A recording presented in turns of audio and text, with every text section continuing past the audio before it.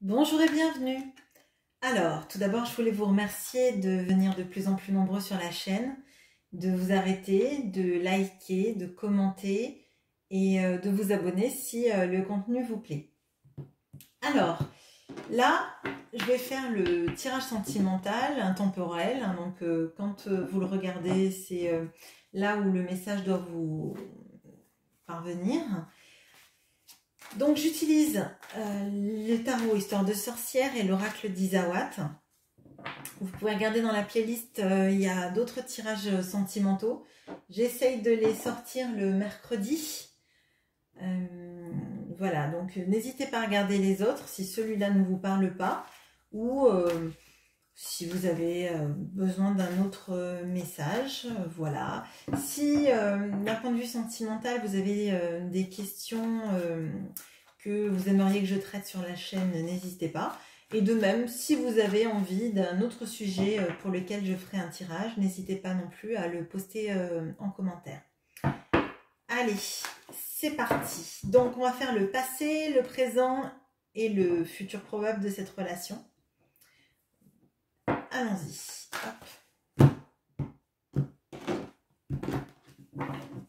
Le passé.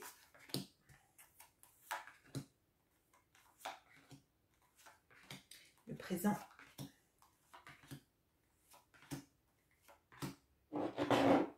Et le futur.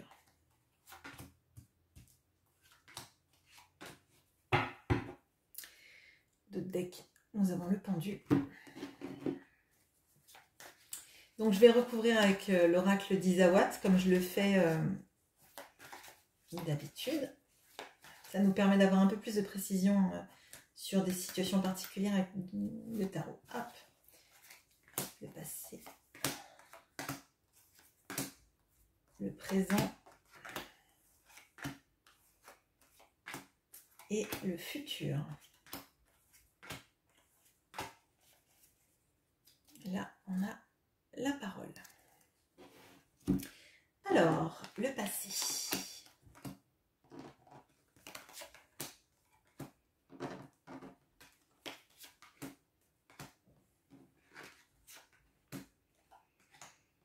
Alors, dans le passé, on a le 8 d'épée avec le tango,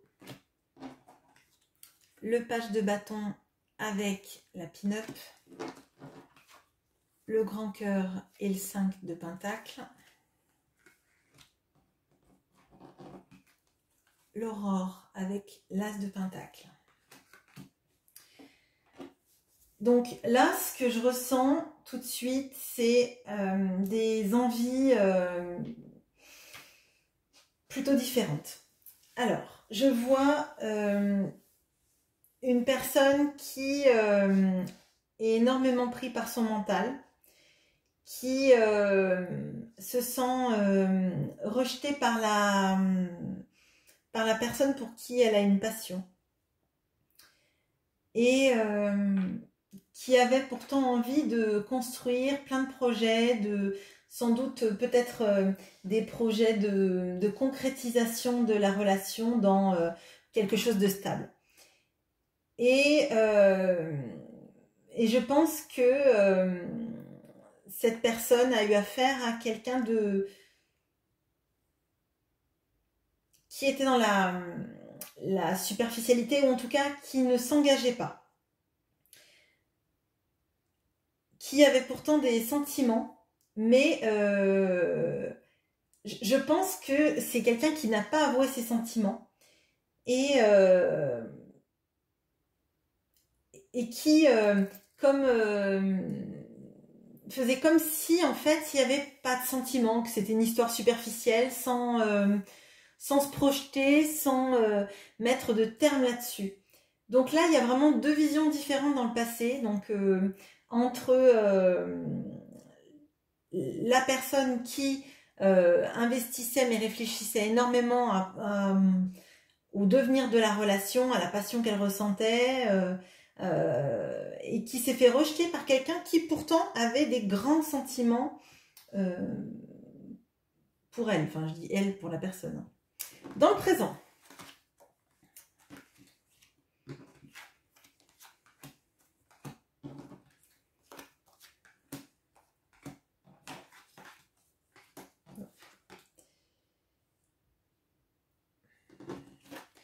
dans le présent, on a le 3 de Pentacle avec le crépuscule, le 7 de bâton avec le petit cœur, le 7 d'épée avec l'œuf,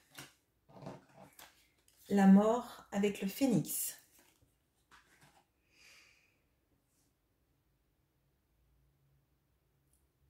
Alors, là, ce que je ressens, c'est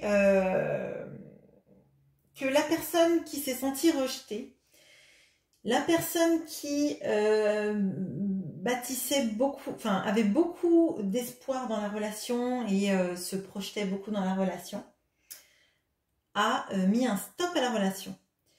A dit que c'est pas comme ça que la relation lui convenait, était vraiment sur ses gardes à ne pas accepter en fait.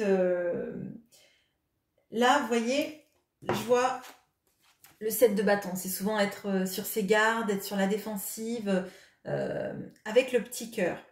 Et ça me fait vraiment penser à la suite de ce 5 de Pentacle avec le grand cœur. Je pense que au fond, vous, si vous vous identifiez à la personne qui s'est sentie rejetée, face à quelqu'un qui était dans la superficialité et qui ne disait pas ses sentiments, vous avez mis un terme à la pseudo-relation que vous aviez. C'est-à-dire, vous avez refusé de voir quelqu'un qui ne se projetait pas, quelqu'un qui faisait un pas en avant, un pas en arrière, qui était dans la superficialité de la relation. Et vous avez dit, ben, si toi, tu es juste capable d'un petit peu de sentiment, donc par exemple de ce petit cœur, si tu es juste capable de ce petit cœur, alors que vous sentez qu'au fond, c'est son grand cœur qui bat, en fait, c'est un amour qui est bien plus fort, c'est pas la peine. C'est pas la peine de venir me voir, c'est pas la peine de faire des allers-retours dans ma vie. Et en fait, je sens vraiment un départ. Alors, je pense que c'est vous, mais après, vous inversez si la situation ne vous convient pas. Hein, mais enfin, si vous avez l'impression que c'est plutôt l'autre, mais moi, c'est comme ça que je le ressens. Vous avez mis un terme à la relation, vous avez étouffé cette relation dans l'œuf. En fait. Quand je dis dans l'œuf, je pense que vous aviez misé beaucoup d'espoir et que la relation a duré un moment de un pas en avant, 3 pas en arrière, etc. à attendre que la personne se décide, qu'elle avoue ses sentiments. Et là, on voit, à la fin donc, de la ligne du présent, il y a la mort et il y a le phénix. Donc, ce sont 2 cartes de transformation. Ce sont 2 cartes qui indiquent que dans le futur, il y a un changement total de la situation. Donc, on va regarder ça.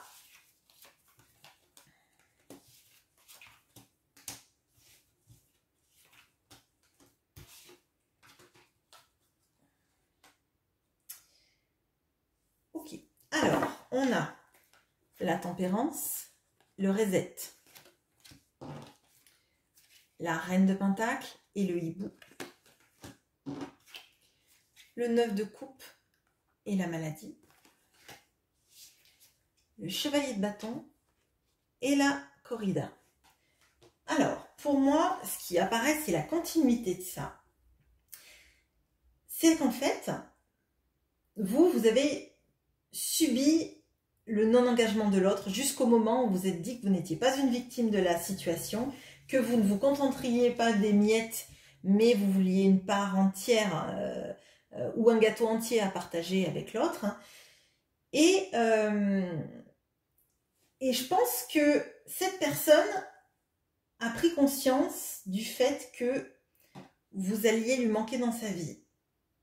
Mais vous avez pris conscience, vous, par contre, du fait qu'en fait, ben, vous étiez capable vous-même d'aller dans un épanouissement personnel, d'aller dans de l'équilibre avec la tempérance, de vous équilibrer vous dans ce que vous vouliez, de réussir peut-être dans votre vie professionnelle. Vous n'aviez pas besoin d'un homme ou d'une femme à vos côtés parce que ça ne dépend que de vous et pas de la présence de quelqu'un dans votre vie. Et que finalement, dans votre vie, vous avez bravé beaucoup de choses, sans doute, des dangers là parce que c'est un cavalier de bâton qui brave le dragon, hein, mais tout simplement vous avez sans doute subi ou vécu beaucoup de situations qui font que vous vous êtes toujours relevé jusqu'à présent et que si cette personne n'est pas capable en fait de se projeter dans une relation amoureuse, ben vous n'allez pas le tirer par la main et le forcer à entrer dans cette relation. Et vous n'allez pas dépendre ni de sa vie ni de ses miettes pour être heureuse. Et de l'autre côté, la personne en face, elle, ben, se rend littéralement malade, hein, parce qu'il y a quand même la carte de la maladie, suivie de la corrida. Donc, j'ai l'impression que c'est un peu comme si cette personne, elle subit en fait. Elle est en train de subir complètement la situation qu'elle a engendrée. Elle ne vous faisait peut-être pas de place dans sa vie à proprement parler. Et là, en fait, elle est en mode bug total. Elle est en mode insomnie. Je me rends malade. J'arrive pas à redresser la tête. J'arrête pas de penser à cette personne. Elle me manque. Pourquoi est-ce que les choses dans ma vie ne se passent pas comme je veux? Qu'est-ce qui se passe, etc., etc. Et là, vous êtes sur deux chemins complètement différents en termes d'épanouissement dans le futur. Là, on sent vraiment de votre côté une stabilité, un équilibre, une réussite personnelle, une réussite professionnelle aussi sans doute.